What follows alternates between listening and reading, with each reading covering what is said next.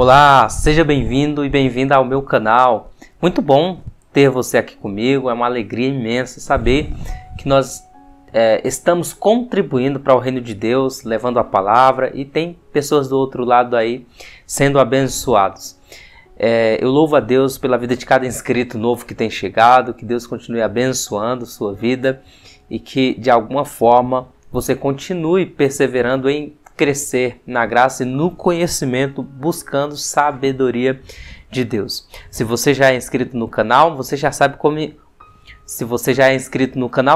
como pode nos ajudar, deixando seu like, o seu comentário, aqui é muito bem-vindo, e compartilhando esse vídeo para mais pessoas, para que mais vidas sejam alcançadas também e alcance a sabedoria que vem do alto. Hoje nós vamos estar falando sobre como que nós conseguimos alcançar uma vida, ainda falando sobre paz, como nós vamos conseguir uma vida de paz aqui na terra, de verdadeira felicidade, como que é importante honrar a Deus e que de forma Deus também, pela sua bondade e misericórdia, nos retribui, nos abençoando, como nós já temos visto. Então fica aqui comigo, nós vamos ter palavras de sabedoria sobre a sua vida, sobre como adquirir bondade, se livrar do mal, porque a vida cristã, nós precisamos entender algo bem importante. Existem bênçãos que Deus prometeu na obra da redenção, que foram promessas incondicionais, que Deus jura por si mesmo. Por exemplo, a sua fidelidade em cumprir as suas promessas a Abraão. Independente de como Israel se comportou na história, você vê que Deus continua cumprindo a sua promessa. Isso é promessa incondicional. Agora existem outras promessas também, que são promessas condicionais, como nós vamos ver aqui. Deus determina um caminho e quando nós seguimos esse caminho, as bênçãos de Deus virão até nós. Talvez esse vídeo também já sirva para dar resposta para você do porquê algumas situações estão fugindo do seu controle. Então hoje nós vamos estar estudando o livro de Provérbios, capítulo de número 3. O tema central é o temor de Deus, mas não é apenas isso, tá? O texto vai nos falar que o temor de Deus, ele nos leva a ter uma vida de sabedoria e de felicidade. Bom, só um recadinho aqui importante, rápido. Aqui no primeiro comentário, abaixo do vídeo, tem um primeiro comentário fixado, que tem um e-mail pelo qual você pode nos abençoar se você sentir de Deus, tá bom? É uma vaquinha que nós criamos lá para alcançar um objetivo específico aqui. Lá tem algumas informações. Você pode entrar lá, observar com calma. Se você sentir de Deus de nos abençoar, qualquer oferta de qualquer valor será muito bem-vindo, tá? Mas pessoal, isso não deve ser uma pedra de tropeço para você, tá bom? Se você não conseguir realmente ou mesmo não quiser, não tem problema. O foco principal aqui é que você seja abençoado pela palavra de Deus, que essa palavra alcance. Se você não conseguir nos abençoar dessa forma, você já pode nos abençoar como nós mencionamos agora há pouco, deixando o seu like, compartilhando. Isso aqui já enche o nosso coração de alegria e muita satisfação. Mas caso você seja um daqueles que sente no coração de nos abençoar e não sabe o meio, né, você pode entrar lá e deixar a sua oferta aí que Deus colocar no seu coração. Amém? Então vamos prosseguir. Hoje nós vamos assumir uma dinâmica diferente. Nos últimos vídeos a gente fez a leitura do texto completo e aí a gente vem repetindo, explicando e aplicando o texto. Hoje a gente vai fazer algo diferente. Nós vamos lendo e já vamos explicando aqui e aplicando ao seu coração. Então vamos por parte, lendo 1, 2, 3 versículos, a gente para, explica e aplica na sua vida. Amém? Então vamos lá. Primeira parte, vamos para o versículo 1 e 2 do capítulo 3 de Provérbios, que diz assim, eu vou compartilhar com você agora na sua tela aí, ó. Meu filho, não se esqueça dos meus ensinos e que o seu coração guarde os meus mandamentos, porque eles aumentarão os seus dias e lhe acrescentarão anos de vida e paz. Bom, veja aí que nós já temos aqui uma coisa bem importante. Então veja que, como eu já falei, aqui nós temos uma condição. A condição aqui é que o filho deveria ouvir a palavra do Senhor, aqui na figura do pai que está aconselhando, é a condição. Não se esqueça dos meus ensinos e que o seu coração guarde os meus mandamentos. É a condição. E aí o resultado já vem no versículo de número 2, porque eles aumentarão os seus dias, é o resultado. E lhe acrescentarão anos à sua vida, anos cheios de paz. Isso aqui é importante porque, assim como uma receita inclui diversos ingredientes, o livro de Provérbios, meus irmãos e irmãs, ele inclui diversos ensinos também, para que nós possamos viver de forma sábia. Então é como se fosse vários ingredientes, não é uma receita pronta, são vários comportamentos. A sabedoria é isso, é saber usar a inteligência da maneira correta para tomar decisões sábias. E à medida que nós vamos colocando esse ingrediente na receita da vida, nós teremos uma receita eficaz e maravilhosa de se desfrutar a vida feliz aqui, sendo orientado pelo Senhor.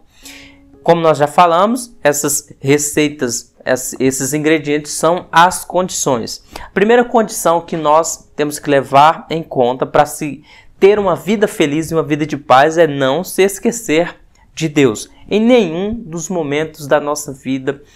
Nós vivemos tempos onde as pessoas estão muito apressadas, há muita velocidade no processo, na informação. Estamos vivendo o século da ciência, inteligência artificial, são coisas tão rápidas, comida, você faz comida em 1 minuto no micro-ondas, comida enlatada, são várias facilidades que veio e isso tem nos feito perder o foco. E o foco da nossa vida não pode ser deixado de lado. O principal foco da nossa vida é levarmos a nossa vida, a nossa família, a sociedade, sem desprezar esse fato tão importante. A realidade de um Deus de amor, a realidade de um Deus que está presente. Uma das palavras da religião é lembrar. Aqui nós não estamos falando sobre ser saudosista, alguém que fica remoendo o passado e não consegue viver o presente em busca de algo grandioso no futuro porque está preso no passado. Não é esse tipo de sentimento. Mas o sentimento de lembrança que eu quero aqui falar é o sentimento da lembrança grata. Quando você olha para trás e reconhece que hoje você é resultado de muita ajuda do passado. E essa ajuda, talvez você tenha levado a sua vida sem apoio de pais, mães, irmãos ou parentes, ou mesmo pessoas. Mas quantos livramentos Deus nos deu, quanto que Deus tem investido em nós. Aqui nós estamos falando, nós já falamos no capítulo 1, 2, aqui no capítulo 3, de um pai que está conduzindo o filho na sabedoria bíblica, na sabedoria que vem do alto. Então, subentende que esse filho que está recebendo a instrução é alguém que tem fé. E alguém que tem fé, uma fé sólida, ela é fundamentada no ensino sadio e enraizada numa rica tradição religiosa. E é essa tradição aqui que está sendo levada em consideração. Lembre do Senhor, não se esqueça dos meus ensinos, aqui pressupõe a palavra de Deus como ensino, e guarde no seu coração os meus mandamentos. E aí vem a condição, e essa condição aqui que nós podemos chamar de submissão a Deus, resulta em uma vida de paz. Quando você não se esquece do Deus que você serve, quando isso está enraizado no seu coração, ou seja, o coração é a sede das emoções e decisões. Quando você vai tomar uma decisão, você toma essa decisão levando em consideração o ser de Deus, a sua palavra. Essa decisão que você tomará vai resultar em uma vida de paz. A mãe de todas as graças da conduta, a forma como nos comportamos, é a submissão da vontade à autoridade divina. Como que eu tenho uma conduta louvável? Não é quando eu saio tomando decisões sem freio na vida. Não, é quando eu pego a minha conduta, ou seja, o modo como eu me comporto, submeto essa minha conduta, essa minha vontade à autoridade divina. Nem sempre na vida nós faremos o que queremos. Como pessoas adultas e sábias, nós muitas das vezes devemos fazer o que precisa ser feito. Veja bem, muitas das vezes você não quer acordar para ir trabalhar numa madrugada de frio e chuva. Isso é a sua vontade. Isso é o que é mais palatável, mais agradável, mas você é uma pessoa adulta, você é uma pessoa sábia e você não faz só o que quer. Quem tenta fazer só o que quer é criança. Mas uma pessoa que é adulto faz o que precisa ser feito. Então levanta, escova. Quantas vezes a gente não já fez isso? Eu acredito que você também já fez. E vai para a luta, porque você sabe o que precisa ser feito. E às vezes você conquista algumas coisas na sua vida e quem não tem essa mesma disposição e essa mesma sabedoria vai olhar para você e falar que é sorte, mas não é sorte.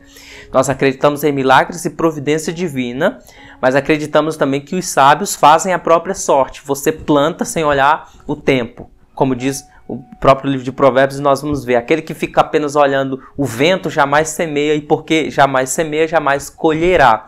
Não espera os momentos favoráveis. Vai, independente da situação, porque sabe o que precisa ser feito. Então aqui você sabe que o que precisa ser feito é submeter a sua vontade à autoridade divina, que é o que a palavra de Deus fala. Por exemplo, só para citar um exemplo aqui, nem sempre é fácil e nem sempre a gente quer perdoar. Dependendo da ofensa que a pessoa nos fez, é muito difícil. Mas a palavra de Deus nos ordena a perdoarmos. Está lá na oração do Pai Nosso. Pai nosso que estais no céu, santificado seja o teu nome, venha a nós o teu reino, seja feita a tua vontade, assim na terra como no céu. O pão nosso de cada dia nos dá hoje, não nos deixe cair em tentação, né? Perdoa os nossos pecados, assim como nós perdoamos os nossos devedores. E aí a oração prossegue, né? Falando, não nos deixe cair em tentação, mas nos livra-nos do mal, porque teu é o reino, o poder e a glória. Mas veja que uma das frases emblemáticas da oração do Pai Nosso é: perdoa os nossos pecados ou dívidas, assim como nós perdoamos aos nossos devedores. Então você faz isso não é porque há um sentimento ali, há uma decisão. Isso é sabedoria. Submeter a sua vontade à autoridade de Deus, que é a vontade boa, perfeita e agradável para a nossa vida. Eu acho interessante aqui, e gostaria de destacar um comentário do Warren Wiersbe, que ele diz que a obediência à palavra de Deus acrescenta anos à nossa vida. Então você vai viver mais tempo e acrescenta vida aos nossos anos. Será anos que você viverá de forma bem. Porque não adianta viver muito tempo só sofrendo ou só sendo motivo de sofrimento na vida dos outros. Quando você obedece a Deus, Ele te faz viver um bom tempo, aqui nesse texto especificamente, e esse tempo que você vai viver vai ser um tempo de vida e felicidade. Aqui ele fala que duas coisas são acrescentadas, ó.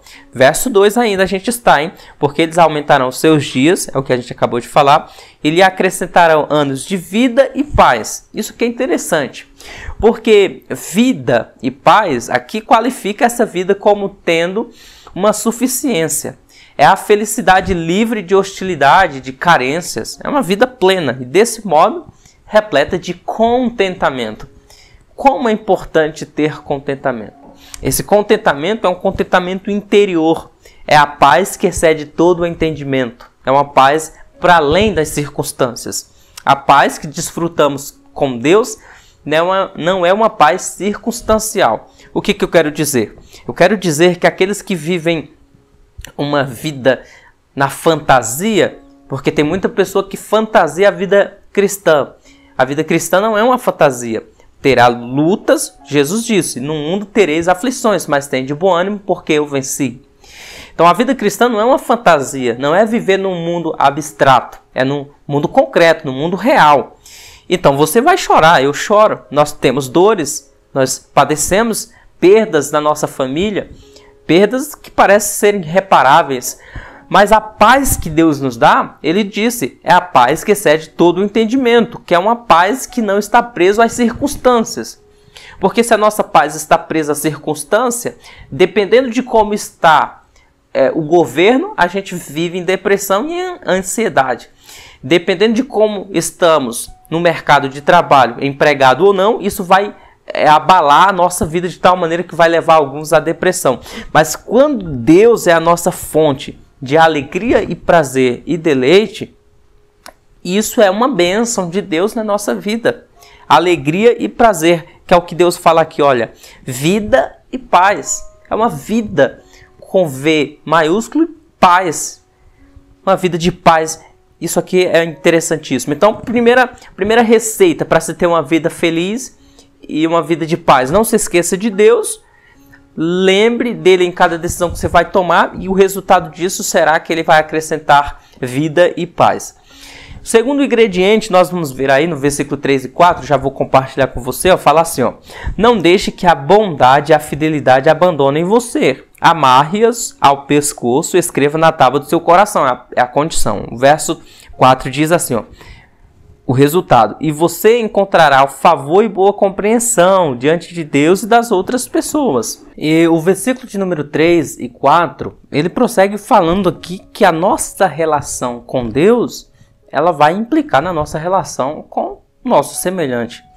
Veja bem que o escritor aqui de Provérbios, ele deixa bem claro que nós não devemos abandonar a bondade e a fidelidade, mas, e aí ele usa uma metáfora, amarrar ao pescoço aqui. Veja que fidelidade e bondade é o oposto de infidelidade e egoísmo.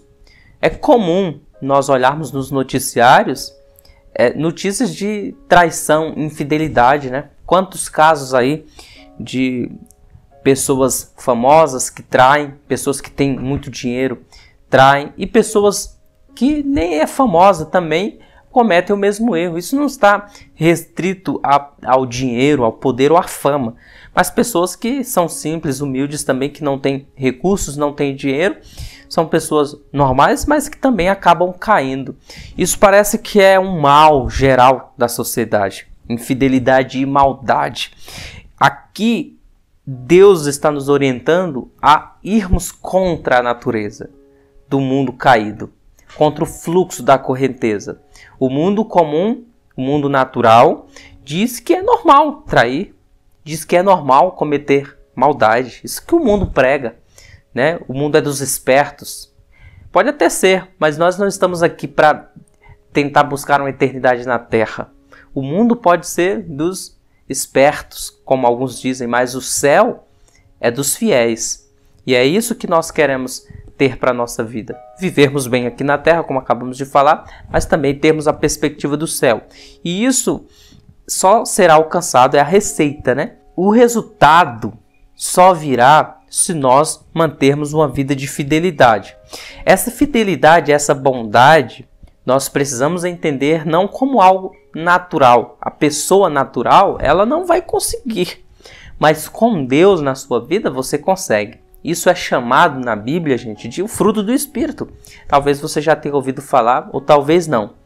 Paulo, escrevendo no Novo Testamento, a igreja da Galácia, está lá no Novo Testamento, na Epístola de Paulo aos Gálatas, capítulo de número 5, verso 22 e 23. Ali ele vai falar sobre o conflito da carne, que é a nossa natureza caída, e do Espírito, a natureza feita em Cristo, uma nova natureza. E ali ele pinta as obras da carne, é aquilo que o homem faz por natureza, porque está longe de Deus, e o fruto do Espírito, que é a obra de Deus em nós.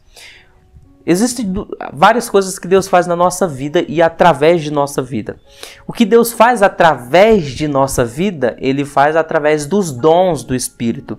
Alguém que cura, alguém que profetiza, alguém que interpreta línguas, que tem o dom da fé. Isso é o que Deus faz aos outros através de nós. Se você tem o dom de cura, eu acredito na continuidade dos dons, mas vamos aqui aplicar no Novo Testamento. Aqueles que tinham o dom de cura, os apóstolos, por exemplo, Deus atuava na vida dos outros através dos apóstolos. Então tinha alguém doente, o apóstolo Pedro ia lá, colocava as mãos, por exemplo, em Atos capítulo de número 3, quando um paralítico na porta formosa lá do templo lá pede esmola para Pedro e João, Pedro fala assim, olha, eu não tenho ouro nem prata, mas o que eu tenho, isso eu te dou, em nome de Jesus Cristo, levanta e anda. E aí Pedro estende a mão e aquele homem é curado. Então o que é isso? É o dom de cura, Deus atuando na vida do outro através de Pedro. Agora o fruto do Espírito é Deus atuando em nós, na nossa natureza. Só para a gente complementar esse pensamento, Dons não é sinônimo de salvação. Alguém pode usar os dons, ser um excelente pregador, alguém que ora e realiza curas, e mesmo assim essa pessoa vai se perder, porque não é sinônimo de salvação. Só para embasar o que eu estou falando, Jesus disse que naquele grande dia, muitos virão até ele e falarão assim: mestre, em teu nome eu curei, eu preguei, eu profetizei. E Jesus lhes dirá abertamente: apartai-vos de mim, porque eu nunca vos conheci, porque vós praticais a iniquidade. Então, há pessoas que têm o dom e mesmo assim estarão perdidas. Então, dom é o que Deus faz através de nós.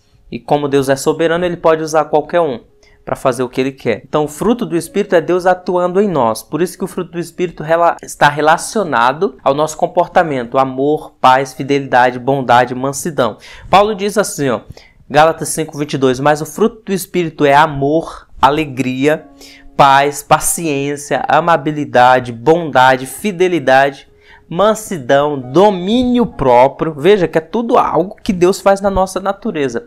Domínio próprio, contra essas coisas não há lei. E aí você precisa pensar que se amar a Deus e ao próximo é o maior dos mandamentos, então o exercício da benignidade e da fidelidade, que é o que Provérbios fala aqui, não abandone a bondade e a fidelidade. Então a benignidade e a fidelidade é a avenida aberta para o coração de Deus. Quando você é uma pessoa bondosa e fiel, você tem acesso ao coração de Deus e também ao coração das outras pessoas. Quando você vive isso, inevitavelmente acontece o resultado. Isso é o ingrediente. O resultado, verso 4. Você encontrará favor e boa compreensão diante de Deus e das outras pessoas. É o resultado. É o resultado. Tem gente que fala assim: estão me perseguindo. É o adversário que está me perseguindo. Mas será que o que você está colhendo não é resultado de uma atitude sua, de uma palavra sua, de algo que você plantou na vida de alguém? Porque veja bem, boa compreensão diante de Deus e das pessoas. Duas relações fundamentais para a gente viver bem. Relação com Deus, com o espiritual. Você é uma pessoa espiritual. E uma relação com as pessoas. Nós não fomos feitos para ser ilha, estar isolado. Nós precisamos ter boas relações com as pessoas. E a ideia aqui, o verso de número 3, fala de ter boa relação consigo mesmo. Quando você é alguém que faz o bem e é alguém que é fiel, você tem a consciência limpa, a consciência tranquila. Isso é viver bem consigo mesmo. Se você pratica a fidelidade e a bondade, faz o certo pelos meios certos, você tem paz consigo mesmo. E aí o texto vai nos falar que quando você age dessa forma, em fidelidade e em bondade, nos mostra que nós precisamos das outras pessoas também, precisamos de Deus. Precisamos de Deus e das outras pessoas. Isso desenvolve em nós a humildade e o serviço. Quando Deus deixa claro na sua palavra aqui, que você alcançará favor e boa compreensão diante de Deus e das outras pessoas, isso implica que você e eu precisamos de boa compreensão diante de Deus e das outras pessoas. Ou seja, nós precisamos dos outros. E isso, saber disso, desenvolve em nós humildade e serviço. Humildade para que eu reconheça que eu não sou digno, apesar dos favores que as pessoas me fazem, e serviço porque eu também irei fazer para o outro. A ideia de favor aí é a ideia de graça. Graça significa favor que não merecemos. E compreensão aqui fala da compreensão. É a graça de Deus manifestada na terra, aqui, no nosso meio. Que essa ideia de boa compreensão diante das outras pessoas é a maneira como os outros nos veem. Então, quando você age com fidelidade e bondade, por mais que alguém tente manchar o seu caráter e a sua reputação, no final das contas a verdade sempre vai prevalecer. Creia nisso. Vamos prosseguir então falando do nosso terceiro ingrediente para se ter uma vida feliz aqui e na terra e temendo a Deus. Verso de número 5 e 6 nos diz assim: confie no Senhor de todo o seu coração e não se apoie no seu próprio entendimento. Reconheça o Senhor em todos os seus caminhos e Ele endireitará as suas veredas. Nós podemos aqui, sem medo de errar, entender a confiança aqui como dependência do coração, aqui, dependência de Deus, de todo o coração. O que isso nos ensina? Nos ensina que nós não devemos colocar a nossa confiança, a confiança funcional do nosso coração nas coisas. Por exemplo, o dinheiro, no trabalho, ou mesmo pessoas, a casa que moramos. Veja que nós vivemos numa sociedade onde há uma crise de credibilidade. Há uma crise funcional na sociedade de descrédito. Você não consegue ter crédito no sentido de acreditar nas instituições. Isso é desde o governo. Você olha para o governo com desconfiança. As igrejas, quantos homens ditos homens de Deus aí têm envergonhado o evangelho com escândalos e mais escândalos? Só que o que eu quero falar para você é que em Deus você pode confiar, sem sombra de dúvida. Deus, ele é a luz, nele não há treva alguma. Esse é o nosso Deus, ele é a verdade. Ele diz, eu sou o caminho, a verdade e a vida. Nele não há mentira, ele é santo. 3 vezes santo. E nele não há pecado. Ele é chamado, na Bíblia, de Deus fiel. E nele não há engano, diferente dos homens. Ele é onipotente, não há fraqueza em Deus. Nem no seu caráter, ele é perfeito. E aquilo que é perfeito não pode melhorar. Ele já é o que nós precisamos que ele seja. Deus, ele jamais desampara aqueles que o buscam. Por isso que nós devemos buscar a Deus.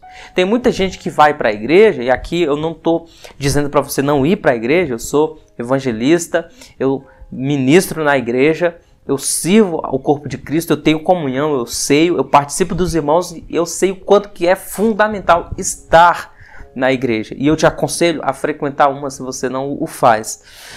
Mas tem muitos que vão para a igreja de forma errada. Vão buscar tudo menos Deus.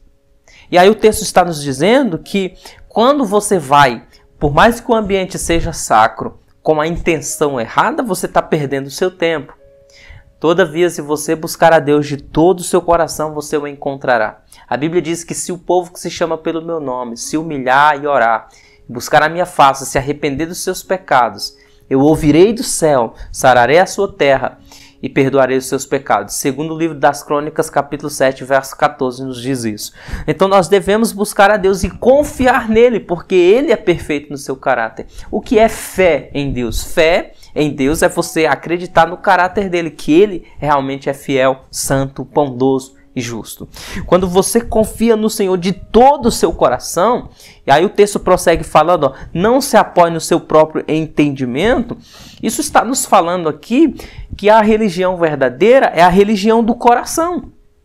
Não é algo da emoção, é algo da alma, algo profundo, é algo do coração. Veja só, Provérbios 2, versículo de número 2, falando sobre o coração, nos diz assim, ó, Provérbios 2, verso 2, rapidinho aqui, ó. Se você der ouvido à sabedoria e inclinar o seu coração ao entendimento.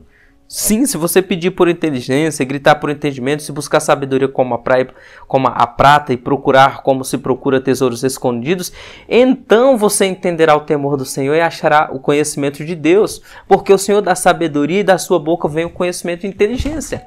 Então você busca do coração. O verso 10, ainda do capítulo 2, nos diz assim, ó. Verso 10, ó, porque a sabedoria entrará no seu coração e o conhecimento será agradável à sua alma. Então a religião verdadeira, ela é algo do coração, algo que vem do coração. Capítulo 3, verso 1, como a gente leu, fala assim, ó, não se esqueça dos meus ensinos e guarde os meus mandamentos no seu coração.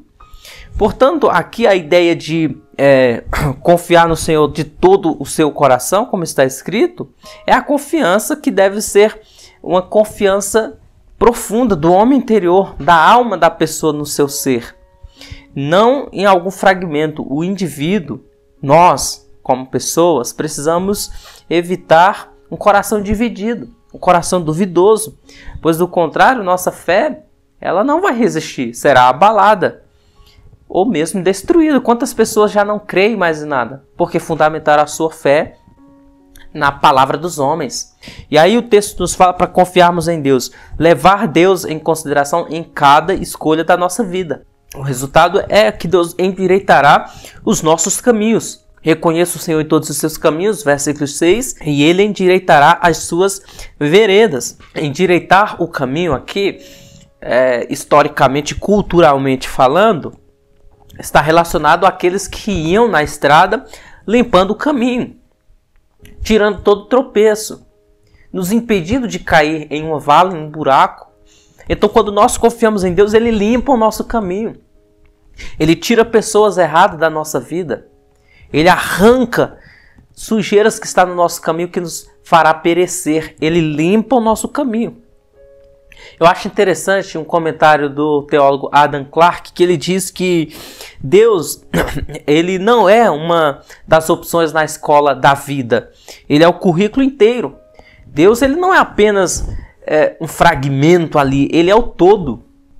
Deus, ele nos envolve. Paulo, lá em Atos, menciona que em Deus existimos, nele nos movemos.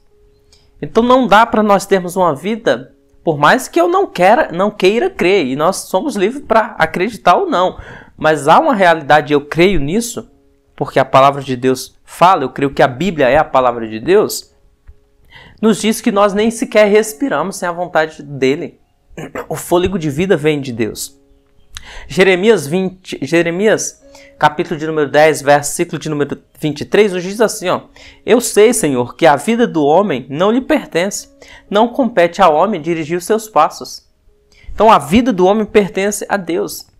Salmo 37, versículo ou verso 23, diz que o Senhor firma os passos de um homem, quando a conduta deste o agrada.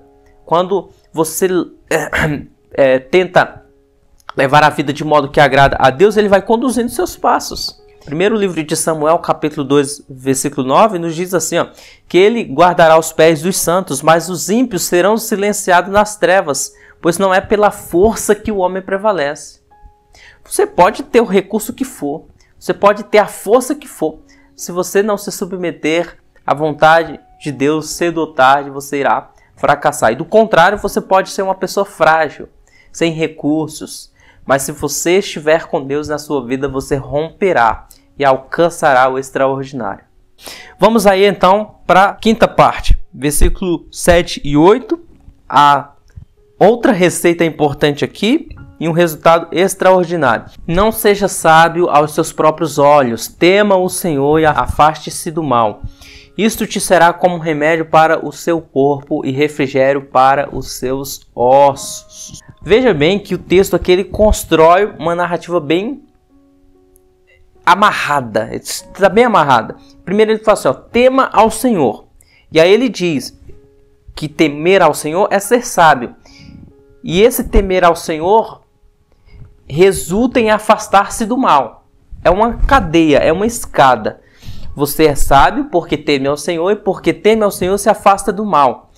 Remédio para o seu corpo é o resultado disso. Esse conhecimento de Deus que conduz ao bem-estar espiritual tem efeito sobre aspectos psicológicos aqui. E fisiológicos também, está relacionado tanto à nossa mentalidade, ter paz com Deus, quanto aos efeitos físicos também, que está relacionado à personalidade humana. Você entende isso? Ser sábio ao próprio olho, que é o que o texto condena aqui, não seja sábio ao seu próprio olho, é a característica daqueles que não recebem conselho. Uma pessoa que é sábio ao próprio olho jamais vai receber uma correção, jamais vai aceitar que está errado. É o orgulhoso, é aquele que se orgulha, que acha que sabe tudo. Você já encontrou alguém assim?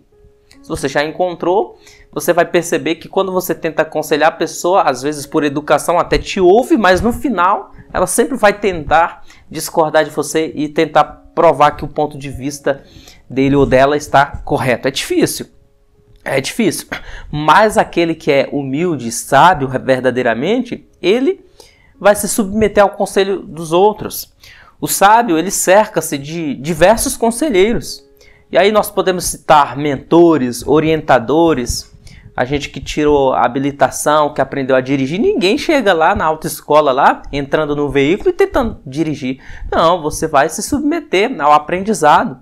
Na escola, quando eu estudei eletricidade, a gente não sabe de nada. Você chega lá, você aprende as leis, da física, você aprende um pouco de eletricidade, eletrostática, você aprende uma série de fatores, aprende a calcular a potência, você aprende um monte de coisa e até hoje a gente continua em busca de conhecimento porque não sabemos tudo. A pessoa que é orgulhoso, ele não se submete ao ensino e acaba se dando mal, se dando muito mal. Pais são excelentes orientadores, o meu pai e minha mãe, eles não têm o mesmo ensino que eu, no sentido de formação, não tiveram oportunidades de estudar muito, mas eles têm conselhos assim extraordinários, porque com eles está a experiência. E na experiência está a sabedoria e nós precisamos ser humildes para ouvir os nossos pais, amigos também, porque o amigo verdadeiro não fala só o que você quer ouvir. Como nós falamos no vídeo passado, se você não assistiu, eu recomendo que você assista toda essa série. Nós pretendemos cobrir o livro de Provérbios inteiro. Nós aprendemos no vídeo passado que bajulação é manipulação. As pessoas que ficam bajulando, na verdade, estão querendo manipular o outro. Porque o amigo verdadeiro, ele não bajula, ele fala a verdade. Elogia quando precisa elogiar, mas faz crítica construtiva quando precisa ser feita. E aí nós temos que ter humildade para reconhecer que às vezes um amigo meu está nos gerando uma ferida ali, uma ferida saudável, né? Que vai nos dar resultados positivos lá na frente. E esses conselhos resultam em sabedoria. Quando você ouve conselhos, isso é profundo, hein, gente? Isso é profundo. Quando você ouve conselhos, você está vendo a vida na perspectiva de outros olhos. Então veja que coisa interessante. Você vê a vida de diversos ângulos. Você não está preso só ao seu olhar, ao seu ponto de vista. Você se desprende e começa a ver o todo através de outros olhos. Por isso você pede conselhos. E aí, quando nós fazemos isso aqui, a Bíblia fala que isso será refrigério para a nossa alma e para o nosso corpo. Para os nossos ossos, na linguagem aqui que fala da estrutura. Nós teremos estabilidade quando as crises vierem. Certo? E em penúltimo lugar, versículo 9 e 10, honre ao Senhor com os seus bens. A receita é honre ao Senhor. Veja, verso 9. Honre o Senhor com os seus bens, com as primícias de toda a sua renda. E o resultado, e os seus celeiros ficarão completamente cheios, e os seus lagares transbordarão de vinho. Só um ponto de exclamação aqui. O texto não está falando de barganha com Deus. De você dar e querer receber algo em troca. Isso é barganha. Aqui está falando de uma gratidão voluntária. E mesmo que você faça isso com gratidão voluntária, Deus é tão bom que nos recompensa. E aqui na linguagem aqui daqueles que trabalham no Antigo Oriente com vinho, com cabras, com trigo, cereal, os teus lagares transbordarão de vinho novo, que é o vinho sem fermento, o vinho da melhor qualidade, e os teus celeiros se encherão. Dar primeiro a Deus nos ajuda a conquistar a ambição. Quando você abre mão do que tem para doar não só para Deus, mas para o próximo, para o outro, você está matando a ambição da sua vida. Administrar devidamente os recursos de Deus nos faz pessoas melhores e não só isso, abre porta para recebermos bênçãos especiais. Que é a ideia de você receber a semente e semear. Se você recebe a semente, um exemplo, tá? Se você recebe a semente e come, você vai comer, mas não vai ter mais nada. Mas quando você pega essa semente, tira parte dessa semente, você recebe um saco de milho. Vamos usar aqui a linguagem do milho. Você recebe um saco de milho e você realmente está precisando comer, fazer um cuscuz, alguma coisa, quer comer. Mas você sabe, o que você faz? Você pega metade desse milho e planta, certo? Você planta, a outra metade você vai comendo até que cumpra-se. É só um exemplo. Eu sei que um saco de milho não vai dar para sustentar uma família, mas é só um exemplo. Você come metade, a outra metade você planta, até que chegue o tempo da colheita, e aquela metade que você plantou vai resultar em muito mais, porque um grão de milho resulta num pé de milho, que vai gerar 3, 4 espigas ali, dependendo da terra, 3, 4 espigas repletas de grãos. Então um grão se tornou em muitos, porque você foi sábio e semeou. Na vida espiritual também, eu acredito nisso também, que quando você tem essa deliberação de abençoar outras pessoas, você se abre para receber bênçãos de Deus. Como dizia São Francisco de Assis, né? É dando que se recebe. Né? Melhor coisa, diz a Bíblia, é dar do que receber. Então, quando você apresenta ao Senhor as suas primícias e a sua renda, o Senhor te abençoa. Aqui nós temos o princípio da mordomia e não uma garantia de riquezas materiais. É o mordomo. O mordomo, ele não tem peso para exigir nada, ele apenas serve. Nós já somos abençoados, e se eu posso usar essa expressão, nós já somos servidos por Deus pelo dom da vida, a respiração, o fôlego de vida. A gente não paga pelo oxigênio que respiramos, é dádiva de Deus, é bênção de Deus. Então a gente não tem que reclamar nada, porque nós já somos abençoados. E aí nós podemos confiar a Deus que as nossas dádivas e que Ele garante a provisão das nossas necessidades materiais. Mateus 6, versículo 33, Jesus diz isso. Não devemos andar ansiosos por coisa alguma, porque Ele nos sustenta. Assim como sustenta pardais e a relva do campo, Ele também nos sustenta. O mordomo cristão, somos eu e você, nunca precisa temer que vai ser o perdedor ao doar a Deus. Malaquias 3, versículo 8 ao 10, a nação de Israel estava vivendo uma crise, não somente nessa questão da oferta a Deus, mas os sacerdotes estavam em pecado, uma série de fatores, mas uma coisa importante acontecia ali, que era o fato deles estarem pegando o melhor que eles tinham, pagando como tributo ao governador, pegando o pior e ofertando a Deus. Aí Deus usa o profeta Malaquias e fala assim, não, vocês estão fazendo errado, vocês estão honrando mais o homem do que a mim. Então ele vai falar assim, trazei os dízimos, que ali eram os cereais, a plantação, a dízima parte do campo. Tragam a casa do Senhor, porque os levitas, pela lei judaica, pela Torá, eram proibidos de trabalharem, porque eles ficavam em tempo integral no templo, e quem vive em tempo integral no templo não tinha condições de sair para o campo para plantar nem para colher, então eles eram sustentados pela sociedade judaica daquele período. Então, se o povo parasse de ofertar, os levitas iam morrer de fome. Então Deus falou assim, trazei os dízimos à casa do Senhor, a casa do tesouro, né, para que haja mantimento da minha casa. Mantimento ali, lógico, envolvia a manutenção do templo, porque com o tempo qualquer construção se deteriora e precisa de reforma. Então tinha que ter recursos financeiros, mas também recursos que envolviam novilhos, trigo, farinha, azeite, vinho e etc. E aí Deus fala assim, quando vocês fizerem isso, então abrirei as janelas dos céus e derramarei sobre vós bênção tal que dela advenha maior abastança. O resultado deles não fazerem isso era que estava acontecendo praga no campo. E a praga no campo era um enxame de gafanhoto que vinha em diversos momentos ali, desde a lagarta até o gafanhoto adulto devorando a plantação inteira. Quando o povo voltou a ofertar, Deus fez a praga cessar. Ninguém perde, pode crer nisso. Ninguém perde porque crê ou porque obedece. Quando você crê e você obedece a palavra de Deus, Ele vai te honrar. A fé que honra a Deus será honrada por Deus. O homem de Deus não é um servo relutante. A mulher de Deus também não é uma serva relutante. Obedece. É um mordomo fiel. Matteo Henry, ele diz que os que fazem o bem com o que têm terão mais com o que fazer o bem. Isso é interessante, né? Profundo, ó. Os que fazem o bem com o que têm terão mais com o que fazer o bem.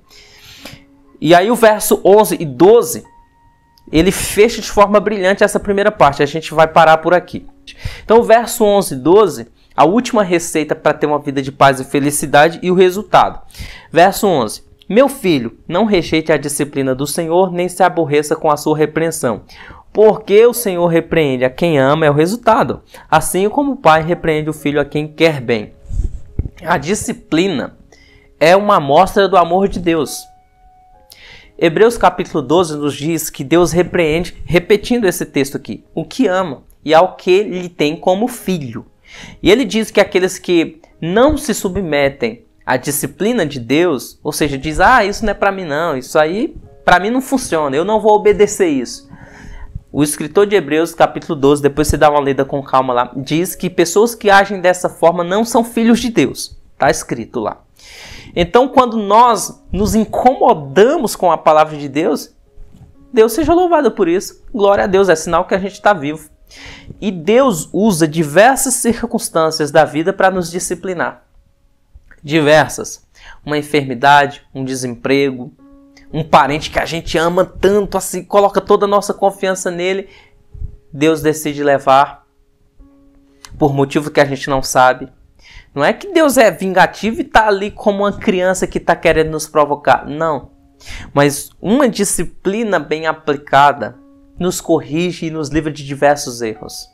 Eu tive o privilégio, hoje eu posso falar.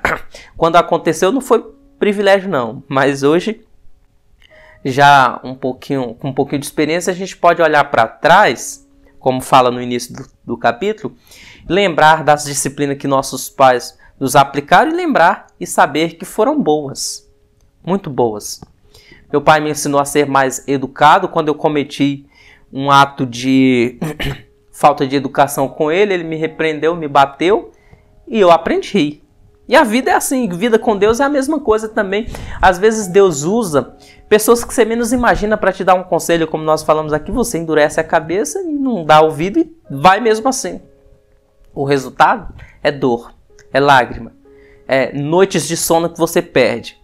Então Deus ele vai nos disciplinar, só que a Bíblia fala assim, olha, não rejeite a disciplina do Senhor, nem se aborreça com a sua repreensão, não desvie da fé não entregue os pontos, não pare de ler a palavra, não deixe de orar, porque a resposta que veio não foi a que você queria, mas eu tenho certeza, foi a que você precisava.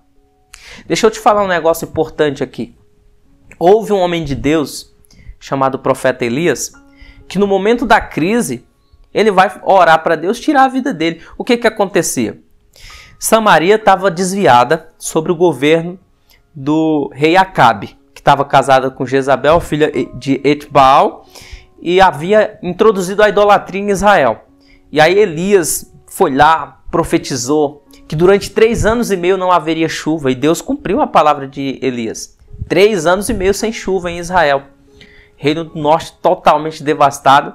3 anos depois o profeta Elias volta e a idolatria instaurada. Ele reúne os profetas que comiam, eram sustentados por Jezabel, os profetas de Baal e de Azerá, que eram divindades, a gente pode chamar de cananitas, não só cananitas, mas principalmente dos cananeus, estavam introduzidos em Israel e Israel estava paganizada.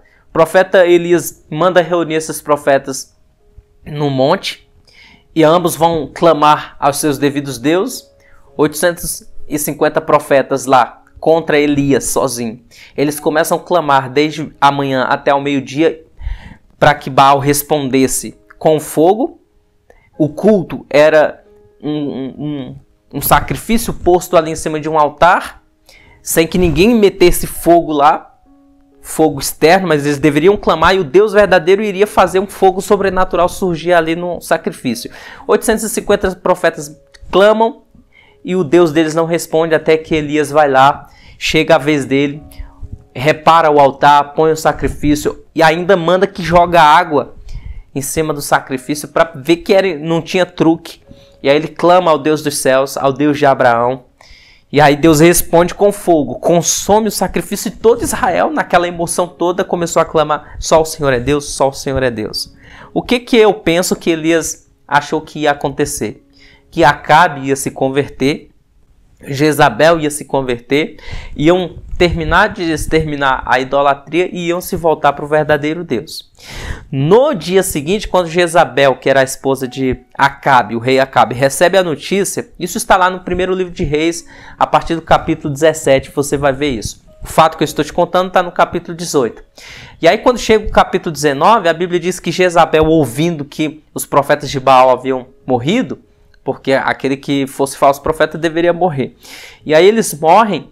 Jezabel então emite um decreto ameaçando Elias. Então ele se frustra, fica totalmente frustrado. E aí ele se enfia em primeiro lugar debaixo de um pé de zimbro, que é uma árvore ali. E a Bíblia diz que no seu ânimo ele pediu a morte, era o que ele queria, morrer. Agora já era, para mim não faz mais sentido o ministério. Era o que ele queria, mas como resposta veio o que ele precisava. A Bíblia diz que Deus mandou um anjo que o despertou e na sua cabeceira tinha pão e água. Falou: Elias, levanta, come e bebe, porque muito te comprido ainda é o caminho. Mesmo que mais para frente Elias se enfie dentro de uma caverna, também Deus vai atrás dele novamente e não dá o que ele queria, que era morrer. Mas Deus o capacita a ungir outro profeta no lugar dele para que desse continuidade à missão. Então talvez você se encontre nessa mesma situação, frustrado, desanimado, porque suas perspectivas foram frustradas, e aí você está decepcionado e está orando para que Deus te dê uma coisa, um caminho que você acha que é o melhor, mas Deus não vai te dar aquilo que você está pedindo se não for o melhor de fato para você. Mas tenha certeza, Ele te dará o que você precisa. Amém? Creia nisso. Um homem que eu gosto muito da sua literatura é C.S. Lewis, autor de As Crônicas de Nárnia, Cristianismo Puro e Simples, autor de Cartas de um Diabo ao Seu Aprendiz, Quatro Amores e diversas outras literaturas fantásticas. No livro dele, chamado O Problema do Sofrimento, porque é um dilema, nós sabemos por que pessoas boas sofrem.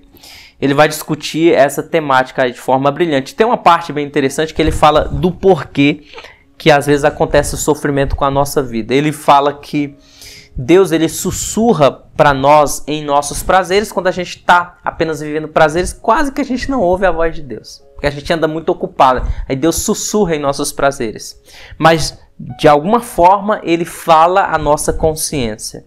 E aí diz Lewis, mas ele grita em nossa dor.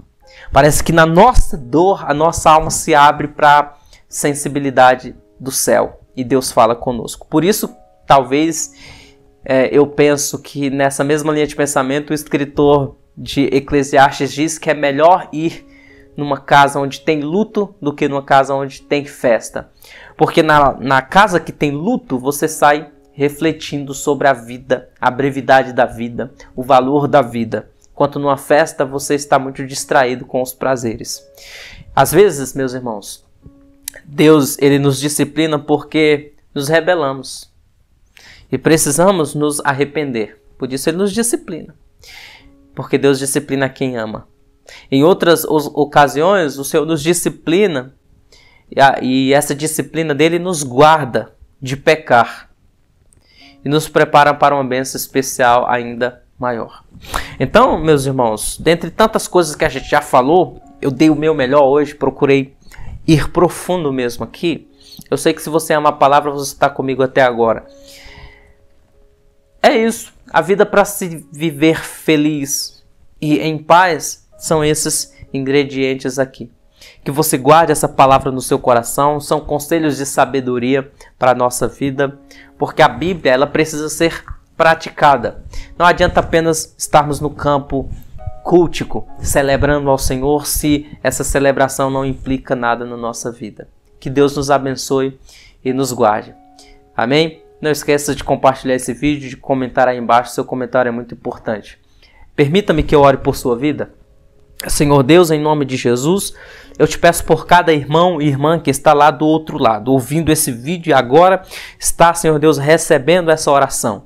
Em nome de Jesus, eu te peço que a verdadeira prosperidade alcance ele, alcance ela. Essa prosperidade quer viver bem, quer ser bem-sucedido em cada situação e atitude de nossas vidas. Que o Senhor repreenda o mal, guarde ele do mal, guarde ela do mal, joga por terra toda cilada do maligno, para a glória do teu nome, nos dá um coração sábio e que ouça a tua voz mesmo nos momentos de dificuldade, Senhor Deus. Nós oramos para a glória do teu Filho, em nome de Jesus. Amém e graças a Deus. Um beijo fraterno no teu coração e até o nosso próximo encontro, Deus nos permitindo. Tchau, tchau.